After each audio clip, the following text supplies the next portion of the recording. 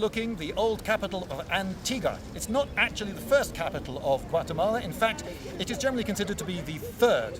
The first was a capital that was used by the natives that the conquistadors had to overcome, and then the conquistadors made their first capital way off in the distance there. You can see just beyond the big red square building where there's some orange roofs and a white horizontal stripe. Well, that's where the first capital was made.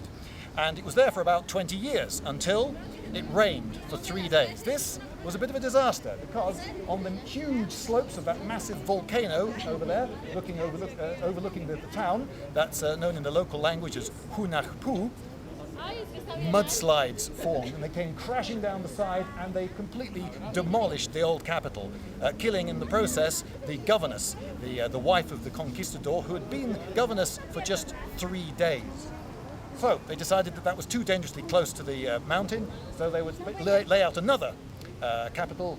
Here we see in the foreground. So this is Antigua, and it started in a little square that I can just see there in the center of town where there's some trees. That's where the Armaments Museum is. And they got in an Italian architect to lay out the city on a grid pattern. And this became the model for all colonial Spanish-style cities in the New World, a grid pattern, which is the opposite of what you find in Europe. In Europe, you'll see a map of, I don't know, Barcelona or some other town, and you look for the old town, and that'll be a maze of little winding streets in the center, and then the grid happens later. That's the outskirts, the modern outskirts. But here, the center of town is this orderly grid with these fine villas from very rich people near the center, and it's the outskirts that are the riot of winding streets. From this high vantage point, it is clear that the biggest and most impressive buildings are all religious. Monasteries of various different monastic orders, abbeys, cathedrals. Even as we admired the view, we spotted that some of the clouds were not part of God's backdrop beyond the horizon, but were emanating from volcanoes where mortals might tread. And, talking of treading... New horizons in danger. I was standing right next to this little volcano created by fire ants, and apparently they bite. Here comes the equestrian statue! Right, well, let's go down to the central square by means of a crossfade.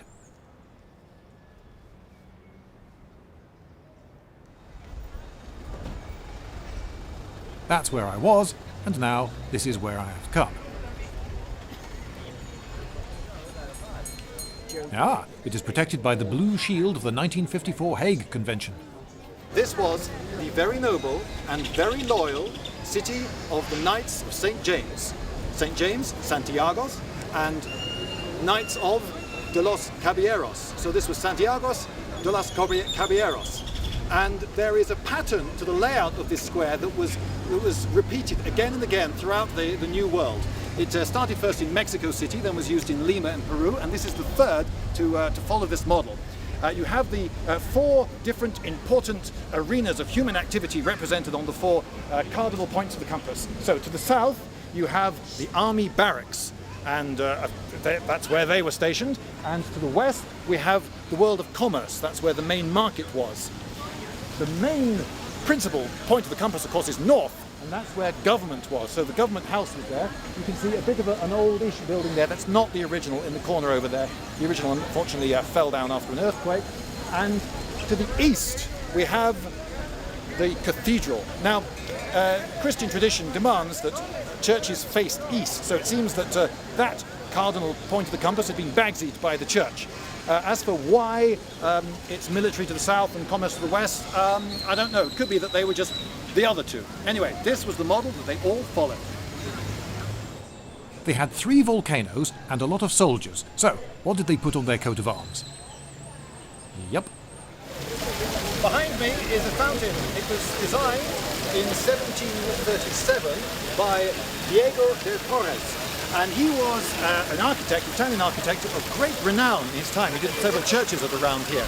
And Antigua was known for its fountains, and fountains are very impressive. This one isn't entirely the original, it was refurbished in 1949, but it gives you quite a good idea of what it looked like. One of the things that impressed people greatly were the mermaids. They're supposed to be mermaids, apparently they're mermaids. I don't actually see any fish's tails, but apparently they're mermaids. And there was a vogue for putting mermaids on things that lasted 100 years or so.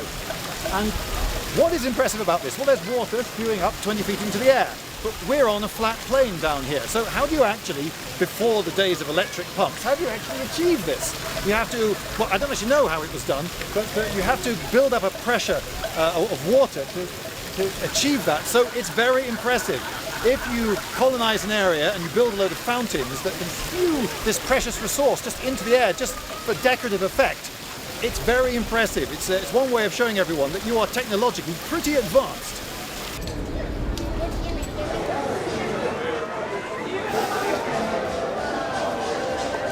Now here we have the convent of Santa Catalina. In fact, it's two convents. There was one on this side of the road and there was one on this side of the road. But there was a problem, because how could the nuns get from this side of the convent to that side of the convent? Because they were an invisible order. You've heard of the silent orders that aren't allowed to speak. Well, these nuns were not allowed to be seen in public. They tried to get the roads closed off so that they could go from one side to the other, but that didn't prove practical. So instead, this massive arch was built. And within it, there is a corridor. But you'll notice that there are no windows, because they had to be unseen by the general public. So they could get from one side of the road to the other and carry on celebrating God without being seen. This is the Church of the Order of the Blessed Virgin Mary of Mercy, also known as the Mercedarians, the Order of Captives, or the Order of Our Lady of Ransom. Originally set up in 1203 to provide ransoms for poor crusaders captured by the Saracens, this order, as you can see, still somehow managed to get extremely rich. This late 18th century style is called ultra-baroque, which sounds like a 1980s pop band. You can see a giant rosary of 50 beads, which hangs at this time of year in honour of the holy month of the Virgin Mary and rosaries. London was once the capital of the world, right? And a lot of people thought that the way to become great was to emulate London. And what have they got in London? They've got pigeons. You've been to Trafalgar Square? Yeah, it's full of pigeons. So obviously that's a high status bird to have. They are, of course, unfortunately, rats with wings that poo everywhere. And now, because people got this silly idea into their heads that it was a good idea to have pigeons, they imported them all around the world to capital cities. And on behalf of the population of Britain, I would just like to say, I'm terribly sorry.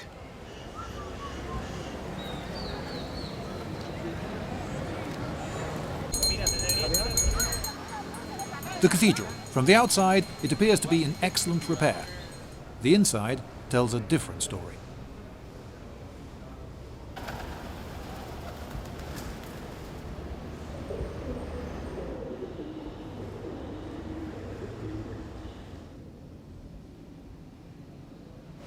I am now in the bishop's secret chamber. Ordinary visitors to the cathedral today don't get to come here, but I've been let in specially. Now, one way up to this chamber is up the stairs that you can see my cameraman ascending. But there is another way in through a door which has been blocked up, and that would connect directly to the bishop's chambers where he lived. Now, from here, through this window, the bishop could see the fabulously opulent wall that would have been there at the end of that most holy of chambers here. You can see up in this wall lots of beam holes, even some bits of very old timbers sticking out. Some of the timbers were actually preserved and were kept for centuries stored away. There are many beam holes, but they're not for holding up a floor. They're for holding up the tremendous weight of the silver that was here. There were sculptures of saints and martyrs and all the iconography that the Catholic Church could come up with at the time. And it tells you something about just how opulent it was, that it required all those beams just to hold it up. The wealth of this place that had been accrued over 2 centuries was quite staggering. Another thing the bishop could do was seat himself under this arch here, where he could look down and see all the people coming through the substantial doors there, which blocked off this whole area, through to the most holy chambers, or he could look down there to the gates to Parliament itself. And no one would be able to see him do this, because you can see that there are beam holes in the walls here, which is where a hefty wooden screen would have been across here, screening him from their view. We can see big slots cut into the wall and ceiling, showing clearly where the substantial partition wall was, to keep out the riffraff. This pink colouring on the plaster is not the remains of red paint, but the result of a chemical reaction of the white plaster involving water and direct sunlight. This is a very substantial door. They wouldn't just let anyone through that door, because I am privileged now to be walking into what was the council chamber, if you like, the Catholic Parliament. This is where the elite would walk around on these tiled floors and debate under this amazingly echoey roof. I imagine that if more than two people spoke loudly in this room, it would be very difficult to hear what the dispute was. But this is where the big decisions, should they go to war, what should the taxes be? This is where a lot of the big decisions were made, because of course the church was extremely powerful and influential. On the ceiling above us, we see the coat of arms of King Charles I of Castile and Aragon, who was a patron of this cathedral. Yeah, the money man. He paid for this, and thanks to his patronage, the Catholic Church was largely in power and debated in this room. And so I'm very privileged to be walking on this high status floor, although as you can see, the world of banal storage has taken over, and today we have piles of plastic chairs. This is going to be a little venue for concerts and the like once they've restored the cathedral. I love the acoustics in here.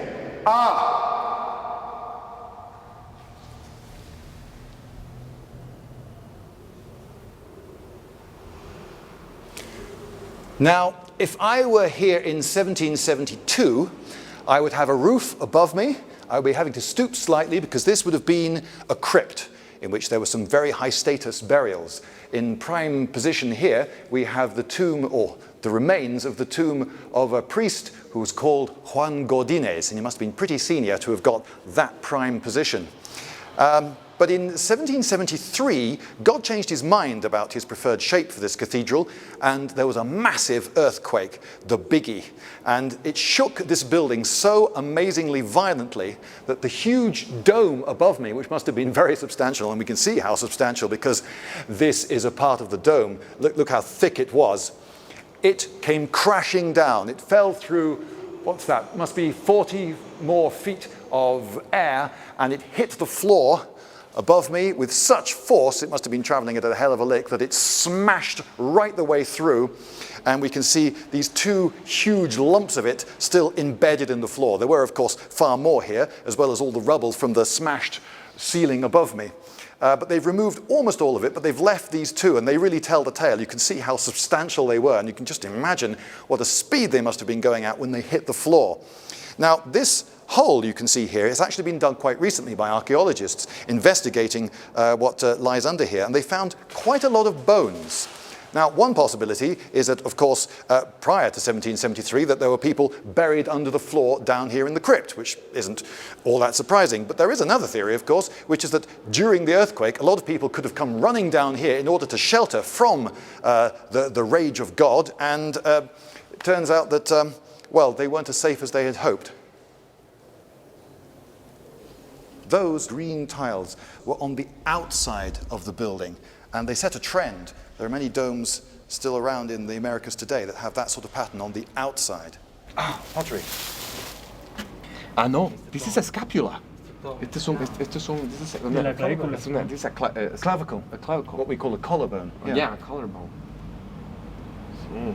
But look, it's empty. It's a child's collarbone. I think there's plenty more to be found because it definitely sounds hollow down there.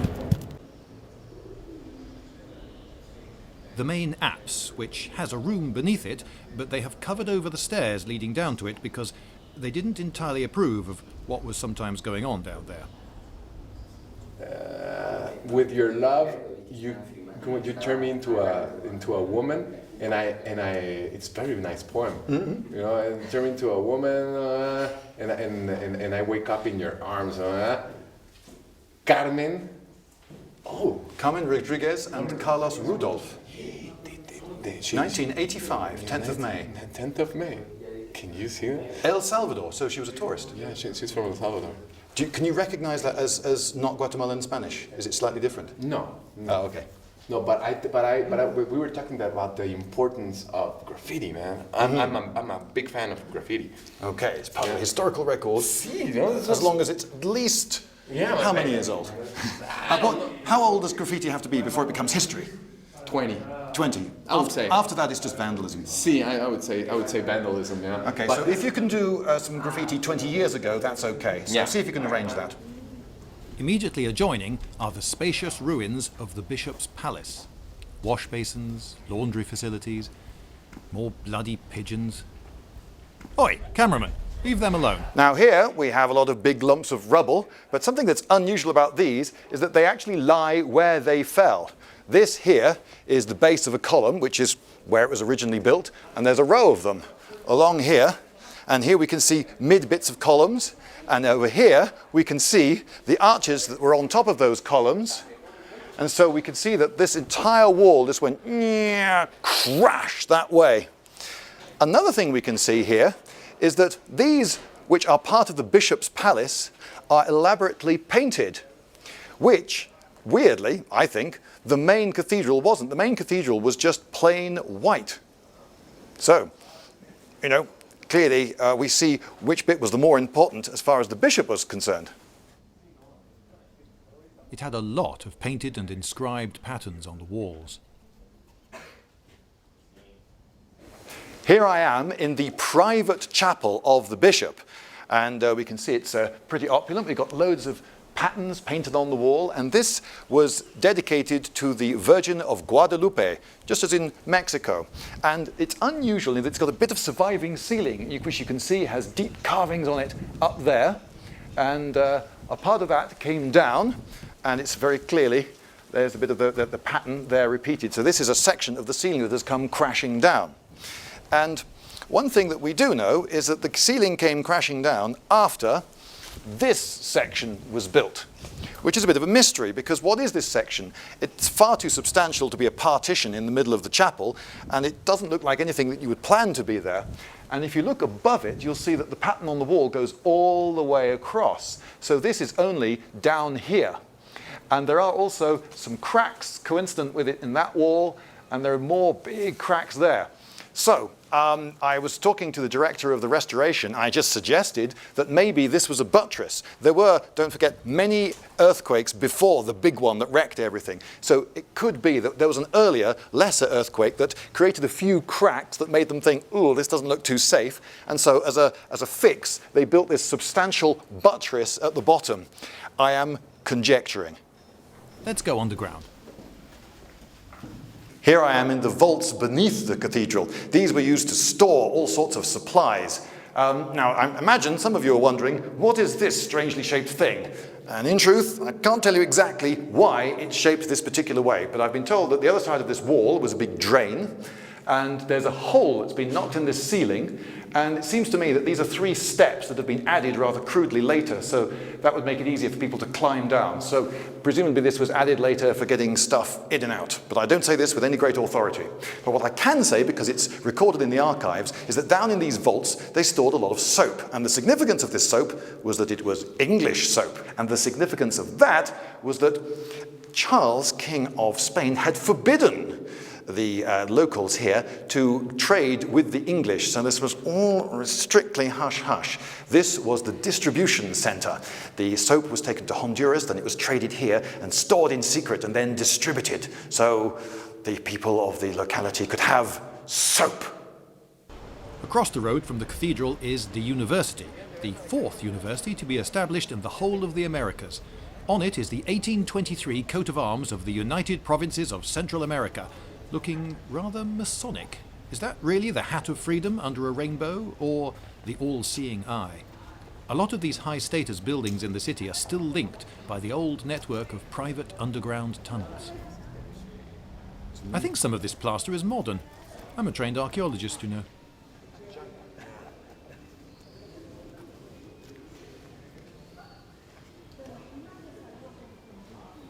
When some of these lumps came down, it must have been very noisy.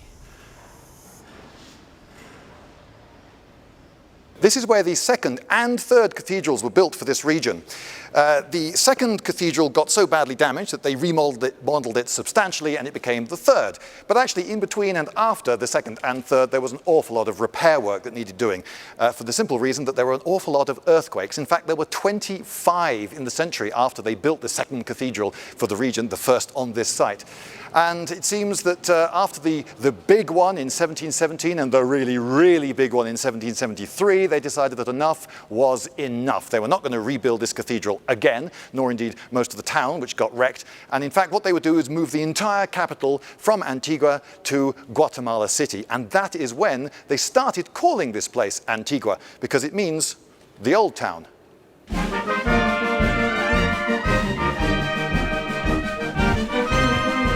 Lindybeige!